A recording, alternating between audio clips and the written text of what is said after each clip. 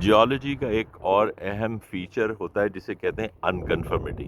یہ مختلف قسم کی انکنفرمٹیز ہوتی ہیں جس میں کچھ ڈپوزیشنل انکنفرمٹی ہوتی ہے, کوئی ایج کے حساب سے کوئی گیپ آ جاتا ہے بیچ میں, ایروڈ ہو جاتی ہے, ایروجنل انکنفرمٹی. تو یہ ایک بڑا اچھا اگزامپل ہے جو ہمیں روڈ سائڈ کے اوپر نظر آیا ہے کہ اس میں سلیمان رینج میں ہی ہم ہیں. ابھی ہم دربند سے آگے ہیں. تو یہ ڈاکٹر صاحب سے میں کہوں گا کہ اس کو تھوڑا سا ایکسپلین کر دیں. یہ جو انکنفرمٹی نظر آ رہی ہے یہاں پہ اینگولر سی انکنفرمٹی ہے, آپ بتائیں گے ذرا. یہ ہم جو ہے نا اس وقت مغل کوٹ کے سیکشن میں انٹر ہو چکے ہیں انڈیا خان کی طرف سے, اور یہاں پہ یہ اس اسٹریم کے اندر جو ہے آپ دیکھ رہے ہیں کہ ڈپنگ لیئرز ہیں سینڈ اسٹون کے اور شیل کے, جو کہ آگے جو ہے نا ٹرنکیٹ ہو رہے ہیں, اور اس کے اوپر ہارزنٹل جو ہے نا کنگلومیریٹ کے بیڈز جو ہے نا تھک میسیو جو ہے نا بیڈز ڈپازٹ ہو چکے ہیں.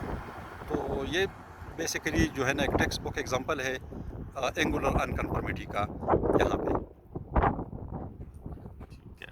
تھینک یو ڈاکٹر صاحب, آپ ہمیں بتاتے جا رہے ہیں. یہ ایک اچھا فیچر آپ نے ابھی ہمیں دکھایا. آپ دیکھ رہے ہیں کہ جیسے ڈاکٹر صاحب بتا رہے تھے کہ یہ اگر میں آپ کو دکھاؤں ہاتھ سے اپنے کہ یہ اس اینگل کے اوپر آپ کو اسٹریم کے اندر ڈپ کرتے ہوئے یہ اسٹیٹا نظر آ رہے ہیں. یہ پہلے اس کے اور اس کے اوپر جو ہے ہاریزنٹل اسٹیٹا ہے.